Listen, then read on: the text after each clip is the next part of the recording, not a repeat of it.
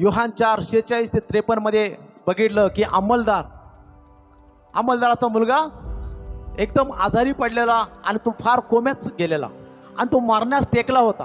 आणि त्यावेळेस येशू त्याला भेटला, अंमलदार येशूला भेटला आणि अंमलदार म्हणाला की प्रभूजी तुम्ही कृपा करून माझ्या मुलगाला बरं करा, लवकर या, कारण तो मरणास टेकलेला आहे.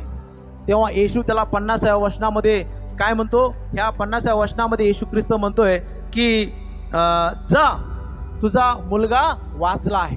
आणि एवढेच येशू ख्रिस्त बोलला आणि मग अंमलदारानं काय केलं की त्या वचनावरती विश्वास ठेवून तो लगेच निघून गेला आणि जाता जाता त्याचा दास त्याला भेटला आणि दास त्याला म्हणाला की आपला मुलगा खरोखर वाचला आहे. हालेलुया.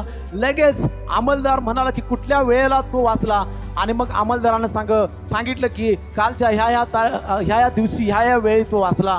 त्याला लगेच अंमलदाराला काय की आठवण झाली की त्याच वेळेला प्रभू येशू बोलला होता, जा तुझा मुलगा वाचलेला आहे. हालेलुया. आणि ह्या ठिकाणी आपण बघतो प्रियानो की त्या ठिकाणी अंमलदारानं 3 गोष्टी महत्त्वाच्या केल्या आणि त्या ठिकाणी 3 गोष्टी केल्या. या 50 वचनामध्ये आपण वाचतो की 3 गोष्टी अंमलदारानं केल्या.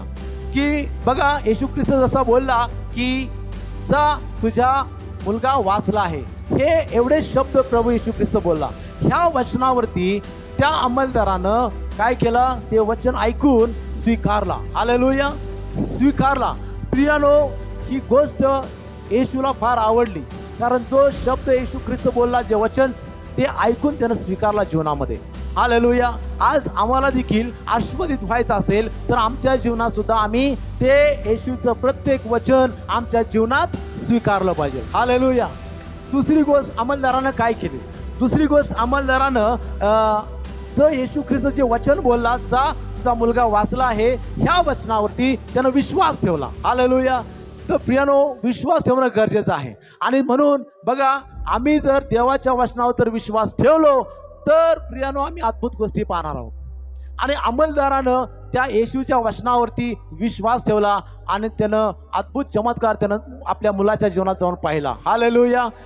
तिसरी गोष्ट अंमलदारानं काय केलं, तिसरी गोष्ट अंमलदारानं लगेच त्वरित कृती केली. म्हणजे प्रभू येशू ख्रिस्त म्हणाला की जा तुझा मुलगा वाचला आहे, ह्या शब्दावरती, ह्या वचनावरती तो विश्वासानं लगेच त्याच्यावरती कृती केली. म्हणजे तो तिथून निघून गेला आपल्या मुलाला पाहायला की तो मुलगा बरा झालाय का. हालेलुया.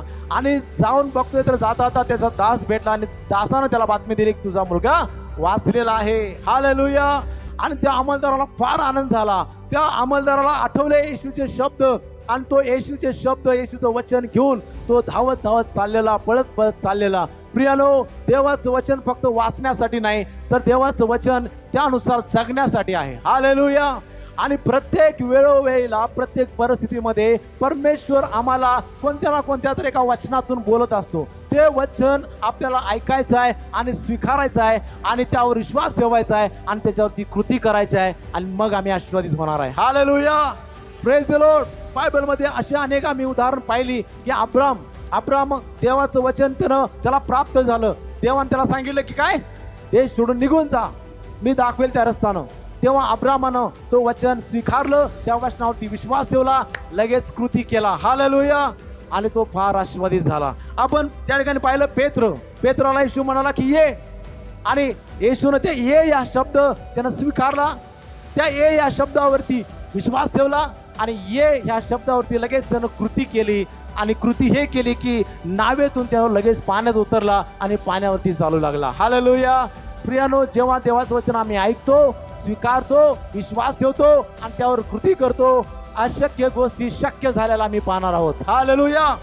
प्रियानो, इस्रायल लोकांच्या बद्दल सांगतो. इस्रायल लोकांची एक साक्ष आहे की इस्रायल लोक त्या यरीहो जवळ गेले आणि यरीहोचं तट होतं आणि त्या यरीहोच्या तटाला काय झालं की त्यांना यरीहो मध्ये जायचं होतं पण रस्ता नव्हता, तट होतं बाजूनं पूर्ण शहराला. तेव्हा परमेश्वर इस्रायल लोकांना म्हणाला, काय म्हणाला की प्रत्येक दिवशी एक प्रदक्षिणा घाला. असे किती दिवस?